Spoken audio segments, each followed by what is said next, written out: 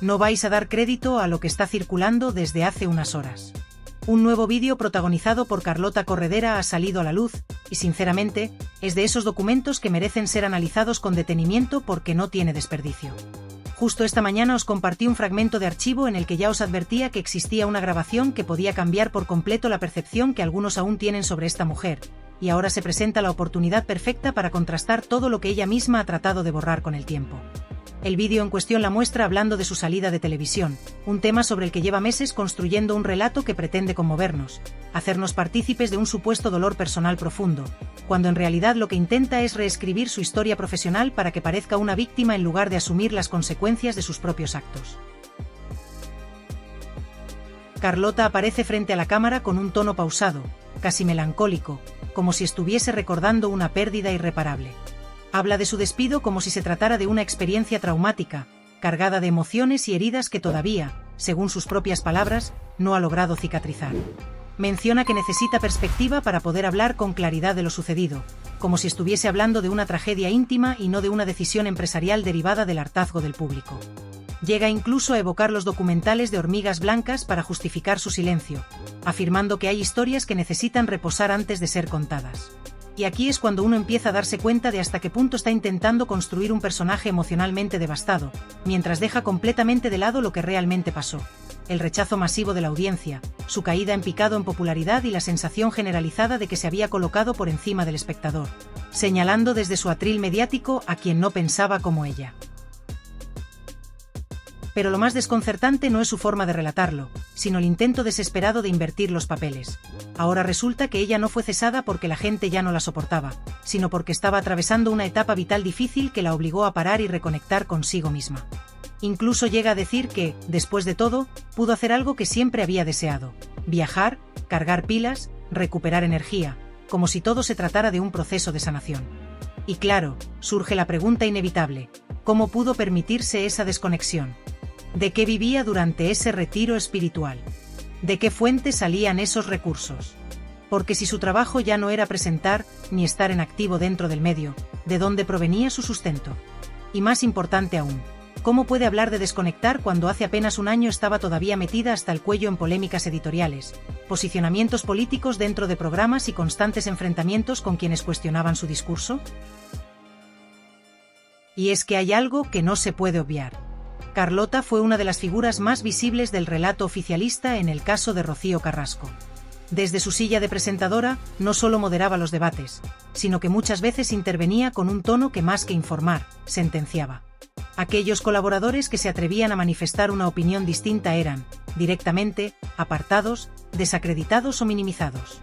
Se instauró un ambiente en el que solo una versión era válida, y esa era la que ella defendía con uñas y dientes. Su implicación fue tan evidente que terminó por pasarle factura. Porque el público puede estar de acuerdo o en desacuerdo, pero lo que no tolera es que lo tomen por tonto, que lo juzguen o que lo traten con desprecio. Y eso fue exactamente lo que ocurrió, una desconexión brutal entre lo que ocurría en pantalla y lo que sentían quienes estaban al otro lado. El desenlace fue el previsible: la audiencia se marchó, y con ella, su lugar en televisión. Y lo más grave de todo es que ahora, con este nuevo vídeo, intenta nuevamente justificarlo todo desde un lugar emocional. Asegura que no estaba preparada para hablar, que aún tiene que asimilar muchas cosas. Pero lo cierto es que esto no se trata de un duelo personal, sino de un rechazo profesional. No fue una baja voluntaria, fue un cese. Y en lugar de asumirlo con naturalidad y transparencia, lo ha convertido en una especie de epopeya personal en la que ella aparece como una heroína incomprendida. Y claro, cuando ves el archivo, cuando vuelves a repasar lo que dijo y cómo lo dijo hace apenas unos meses, todo ese relato se desmorona por completo. Porque está ahí, grabado, documentado, conservado. No hace falta más que volver a reproducir esas intervenciones para darse cuenta de que el discurso actual es una reinterpretación muy conveniente de los hechos. De hecho, uno de los momentos más delicados del nuevo vídeo llega cuando se refiere a la intervención de Rocío Carrasco. En un tono solemne, explica que Rocío habló desde el corazón, que necesitó tiempo, que no se sentía lista, y que gracias al documental pudo por fin expresar lo que llevaba años guardando. Añade que ni ella ni Fidel Albiac solicitaron compensación económica por el proyecto, intentando así despejar cualquier sospecha de que hubiera intereses económicos de por medio. Pero aquí es donde surgen más preguntas que respuestas. Porque todos hemos leído informaciones que apuntan en otra dirección, que había procesos judiciales en marcha, que existían deudas fiscales pendientes, que el documental llegó en un momento muy oportuno para resolver ciertos asuntos personales, y que, supuestamente, las demandas que existían contra la productora fueron retiradas en cuanto se cerró el acuerdo. ¿Casualidad? Puede ser. Pero la coincidencia es, cuanto menos, llamativa. Lo más inquietante de todo este asunto, lo verdaderamente alarmante, es que hay fragmentos muy concretos de ese vídeo que, más allá de la polémica mediática o de las opiniones divididas que pueda suscitar, podrían tener, al menos en teoría, implicaciones legales de cierta gravedad. Y no es una afirmación exagerada ni hecha a la ligera. Porque cuando una persona, con exposición pública, con influencia mediática y con una trayectoria profesional vinculada al periodismo o al entretenimiento, decide adentrarse en un terreno tan delicado como el de los pagos, las retribuciones, los acuerdos privados, las decisiones editoriales y las razones reales por las que alguien participa o deja de participar en un proyecto audiovisual de gran magnitud, ya no está simplemente opinando. Está afirmando, está marcando una postura que implica a terceros, que podría entrar en conflicto con documentos, con contratos firmados, con declaraciones previas, propias o ajenas, y sobre todo, con hechos contrastables. Porque hay una diferencia abismal entre compartir una reflexión personal, entre hablar desde la emoción o la vivencia, y presentar como verdad absoluta cuestiones que afectan directamente a temas financieros, jurídicos o éticos. Y eso es exactamente lo que ha ocurrido. En este nuevo vídeo, se niegan categóricamente hechos que han sido ampliamente discutidos, tanto en los medios como en las redes, durante años. Se pretende cerrar el debate como si nunca hubiera existido, como si todo lo que se dijo, lo que se investigó, lo que se filtró, lo que se sospechó y lo que se intuyó durante tanto tiempo, no tuviera ningún valor. Pero no funciona así. Y mucho menos ahora. Porque ya no estamos en 2021. Ya no vivimos en ese tiempo donde el discurso hegemónico marcaba sin demasiada resistencia lo que debía pensarse o decirse. Las cosas han cambiado. La audiencia ha cambiado. El espectador, ese al que durante años se trató de adoctrinar con una sola versión de los hechos, ahora es más crítico, más despierto, más desconfiado y, sobre todo, mucho más atento. Ya no basta con levantar la voz o con mostrarse emocional para convencer. Ya no basta con la lágrima o con la indignación televisada. Hoy, si lo que se dice no encaja con lo que se dijo antes, si lo que se afirma entra en contradicción con los propios actos pasados, si la narrativa no resiste un mínimo de archivo y contraste, el público lo detecta. Lo señala. Lo comenta. Lo desmonta. Y en ese contexto, es precisamente el archivo, la hemeroteca, la recopilación de palabras, de vídeos, de declaraciones textuales, lo que se convierte en el mayor enemigo de quienes intentan reescribir la historia a conveniencia. Porque el archivo no olvida. El archivo no siente empatía. No se conmueve ni se deja influenciar por una nueva ola emocional. El archivo solo muestra lo que fue dicho, lo que fue hecho, lo que fue afirmado en su momento con la misma rotundidad con la que ahora se intenta negar. Y es ahí, en ese choque brutal entre lo que se dice ahora y lo que se dijo entonces, donde todo se tambalea. Por eso, en cuanto vi este nuevo vídeo, no pude evitar recordar aquel directo antiguo, ese que hicimos hace ya bastante tiempo, cuando el tema todavía era candente, cuando Carlota Corredera aún ocupaba un lugar central en el debate mediático. Un vídeo en el que analizábamos su figura con calma, con documentación, con argumentos, sin necesidad de levantar la voz ni de apelar a emociones superficiales. Un contenido que hoy cobra una nueva dimensión, que adquiere un valor distinto, precisamente porque permite observar, con claridad, cómo ha cambiado el relato, cómo se ha intentado maquillar lo que ya era evidente, cómo se ha construido una nueva versión que no encaja con la anterior, y que pretende imponerse sin dar explicaciones convincentes sobre las contradicciones que arrastra. Es por eso que he corrido a recuperar ese directo. No por nostalgia, no por querer reivindicar que tuvimos razón antes que nadie, aunque muchas veces lo hicimos, sino porque el contenido sigue teniendo vigencia. Y no solo eso, ahora tiene más fuerza. Porque lo que entonces era un análisis en tiempo real, hoy es una prueba documental. Y eso es algo que muchos no esperaban. Seguramente me vais a ver diferente en ese vídeo. Quizá más delgado, con otra expresión, con otra luz. Tal vez incluso con una forma distinta de hablar o de enfocar las cosas. Pero el valor está en el contenido. Porque lo que dijimos allí, lo que mostramos, lo que analizamos, hoy sirve como espejo que refleja con nitidez las contradicciones que se están intentando esconder. Y eso, en un momento donde la manipulación del relato está más presente que nunca, es fundamental. Porque este canal no es un púlpito. No es un espacio para discursos oficiales, ni para repetir lo que ya dicen los grandes medios. Aquí no nos dedicamos a defender causas personales, ni a construir relatos edulcorados. Aquí no se trata de defender a unos para atacar a otros. Aquí nos basamos en hechos, en documentos, en pruebas, en declaraciones textuales, en vídeos, en cronologías. Aquí lo importante no es lo que alguien siente, sino lo que alguien hizo. No lo que ahora quiere que pensemos, sino lo que antes nos pidió que creyéramos. Y es en ese ejercicio de contraste, de análisis, de revisión crítica, donde este canal encuentra su razón de ser. Porque mientras unos intentan construir una narrativa sentimental para justificar su pasado, aquí lo que hacemos es desmontar, revisar, exponer. No desde la rabia, sino desde la claridad. No desde el fanatismo, sino desde el pensamiento crítico. Y por eso os invito, más bien, os ruego, que vayáis a ver ese directo. Que lo veáis entero, con atención. Que escuchéis cada argumento, que observéis cada detalle, que comparéis cada frase con lo que se está diciendo ahora. Porque ahí está la clave. En ver la línea de tiempo completa. En no quedarse solo con el presente emocional, sino revisar el pasado concreto. Porque solo así se entiende el presente. Solo así se detectan las contradicciones, las omisiones, los silencios incómodos.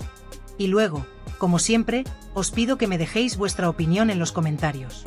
Que me digáis lo que pensáis, que aportéis vuestras ideas, que suméis al debate. Porque eso es lo que estamos construyendo aquí, una comunidad crítica, libre, despierta. Un espacio donde no nos callamos cuando algo no cuadra, donde no nos tragamos cualquier versión porque venga de alguien que antes nos caía bien o que parecía tener buenas intenciones. Una comunidad que no se conforma, que no aplaude por inercia, que no calla cuando hay que hablar. Una familia de personas que, desde el respeto, desde la inteligencia y desde la valentía, se atreven a decir lo que muchos piensan pero pocos se atreven a pronunciar en voz alta. Y si tú acabas de llegar, si no me conocías, si este es el primer vídeo que ves, pero todo esto que estás escuchando te hace ruido, te despierta preguntas, te genera curiosidad, entonces quédate. Quédate porque aquí vas a encontrar justo lo que no está en otros sitios. Aquí vas a encontrar el otro lado del relato. Aquí no repetimos lo que se supone que hay que decir. Aquí analizamos. Aquí desmenuzamos los discursos. Aquí preguntamos donde otros callan. Aquí sospechamos donde otros aplauden. Aquí no nos casamos con nadie. Aquí no hay compromisos editoriales. Aquí no hay miedo. Aquí, sencillamente, no olvidamos. Es sorprendente cómo algunos intentan presentar una versión de los hechos que resulta difícil de creer. Se ha dicho que Rocío Carrasco y Fidel Albiac no solicitaron ninguna compensación económica por participar en aquella docuserie, que hicieron todo por amor al arte, simplemente para compartir su verdad y desahogarse frente al público. Sin embargo, esta afirmación choca frontalmente con la lógica y la experiencia que tenemos sobre cómo funciona realmente la industria del entretenimiento, y más concretamente, el universo del corazón. Nadie en ese sector trabaja gratis cuando está en juego una producción de tanta envergadura y repercusión. Por supuesto, no hay un contrato público que confirme ni desmienta esta cuestión, pero la realidad es que, desde dentro, se sabe que los movimientos de estas figuras siempre están ligados a un interés económico, y no es habitual que se desvinculen de esa dimensión. Por tanto, pensar que un proyecto de ese calibre, que requiere semanas de grabación, recursos humanos y técnicos, se realiza sin un solo euro de retribución para quienes protagonizan la historia es, cuanto menos, ingenuo. Lo que resulta aún más llamativo es el comunicado oficial de la productora responsable, la Fábrica de la Tele, que intenta sostener esta versión de desinterés absoluto al afirmar que ni Rocío ni Fidel pidieron dinero ni ninguna contraprestación a cambio de participar en la docuserie. Según sus palabras, lo único que querían era un espacio para expresarse libremente, sin interrupciones ni juicios externos. Pero esa misma declaración contiene una contradicción que no pasa desapercibida. Los productores reconocen que, en realidad, fue decisión suya otorgar a Rocío una remuneración por el esfuerzo y el trabajo realizado durante las semanas que duró el rodaje. Es decir, la productora admite haber pagado a Rocío Carrasco por participar en el documental, lo que desmonta el discurso inicial de no cobraron ni un duro. Esta incongruencia deja entrever que la versión pública está cuidadosamente construida para dar una imagen de altruismo que probablemente no corresponde con la realidad. Resulta evidente que la intención es proteger la reputación de los protagonistas, pero a costa de sacrificar la coherencia del relato. Esta situación tiene una relevancia especial en el contexto actual, ya que existe una investigación judicial en marcha sobre la situación económica de Rocío Carrasco. La justicia está indagando en el impago de una pensión alimenticia de más de 9.000 euros que ella debería haber abonado a su hijo, David Flores. La pregunta que surge entonces es lógica y apremiante. Si Rocío recibió una cantidad económica significativa por la docuserie, ¿por qué no se le ha embargado ese dinero para saldar su deuda? ¿Por qué la justicia no ha encontrado rastro de ese dinero en sus cuentas personales? Esto genera sospechas legítimas sobre la posible existencia de mecanismos para ocultar esos ingresos. Es probable que el dinero percibido no figure a nombre de Rocío Carrasco, sino que esté vinculado a empresas o sociedades interpuestas que dificultan su localización y embargo. Esta práctica no sería inédita en casos similares dentro del mundo del espectáculo o los personajes públicos con recursos. Además, recordemos que Antonio David Flores también ha sido acusado de alzamiento de bienes, al parecer, por manejar sus obligaciones económicas a través de estructuras empresariales complejas que esconden su patrimonio real. La contradicción entre las declaraciones públicas y la realidad que empieza a asomarse también se refleja en las palabras de Carlota Corredera, quien el pasado 4 de abril aseguró que Rocío no pidió dinero por el documental, pero admitió que fue la productora quien decidió otorgarle una compensación económica. Esto es fundamental porque supone un reconocimiento implícito de que sí hubo un pago, lo que choca con la versión de que la motivación fue únicamente la de contar una historia personal y dolorosa sin interés económico. Si aceptamos esta realidad, la pregunta se vuelve aún más inquietante: ¿dónde está ese dinero? ¿Por qué no aparece reflejado en las cuentas de Rocío Carrasco? ¿Por qué la justicia no puede embargar esas cantidades para cumplir con las obligaciones legales de manutención? La falta de claridad sobre estas cuestiones alimenta una sensación de opacidad y posibles maniobras para ocultar patrimonio. Otro aspecto que llama la atención es cómo se intenta mezclar y confundir la discusión. Por un lado, se habla de la legitimidad del testimonio de Rocío, y por otro, se lanzan acusaciones veladas y rumores en redes sociales y medios digitales sobre supuestas cifras millonarias cobradas por la docuserie. Sin embargo, se pretende vincular estos cobros a la veracidad o falsedad del relato sobre malos tratos, cuando en realidad ambas cuestiones son independientes. Cobrar por contar una experiencia no invalida ni legitima automáticamente el contenido del testimonio. Esta manipulación del discurso solo sirve para enredar aún más a la opinión pública y generar confusión sobre lo realmente relevante: el cumplimiento de las responsabilidades legales y la transparencia económica. Además, el espectáculo mediático montado alrededor del homenaje a Rocío Jurado, donde las cifras de producción y gastos parecen infladas y calculadas para generar impacto, refleja una tendencia a la teatralización y la puesta en escena cuidadosamente diseñada para controlar la narrativa pública. Todo parece indicar que las decisiones y movimientos en este tipo de proyectos están estratégicamente planeados para maximizar beneficios y minimizar daños reputacionales. La consecuencia de todo esto es que se crea una sensación generalizada de que se está jugando con la verdad y con la inteligencia del público, con la intención de manipular percepciones y evitar el escrutinio real. Queda por ver qué desenlace tendrá finalmente esta compleja situación en los tribunales, ya que todo apunta a que aún quedan muchas preguntas por responder y dudas por esclarecer en relación con el dinero que Rocío Carrasco pudo haber percibido, y sobre todo, respecto a su situación financiera actual. La justicia, como órgano encargado de velar por el cumplimiento de la ley y la protección de los derechos de todas las partes implicadas, tiene en sus manos la importante responsabilidad de investigar a fondo si efectivamente existió algún tipo de ocultación de patrimonio o maniobras para eludir las obligaciones económicas que tiene pendientes, especialmente en lo que respecta a la deuda alimenticia con su hijo. Resulta imprescindible determinar si las deudas que supuestamente mantiene con su hijo se están incumpliendo de manera injustificada o si, por el contrario, existen motivos legítimos que justifiquen la aparente falta de pago. La falta de transparencia en este caso, junto con las numerosas contradicciones que han surgido en las versiones oficiales dadas por las partes involucradas y sus representantes, es una señal clara e inequívoca de que el asunto está lejos de estar cerrado.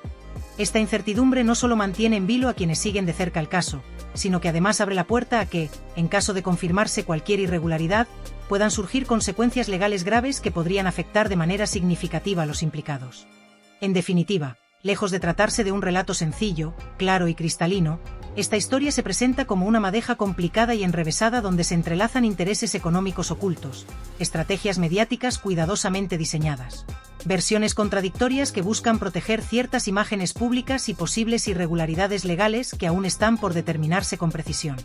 La verdad, en este contexto, se convierte en un bien imprescindible que debe salir a la luz no solo para que se haga justicia desde un punto de vista económico, sino también para que el público, esa audiencia que ha seguido atentamente cada giro de esta historia, pueda comprender de manera clara, completa y sincera qué es lo que realmente se oculta detrás de los titulares, los comunicados oficiales y las apariencias construidas con tanta precisión.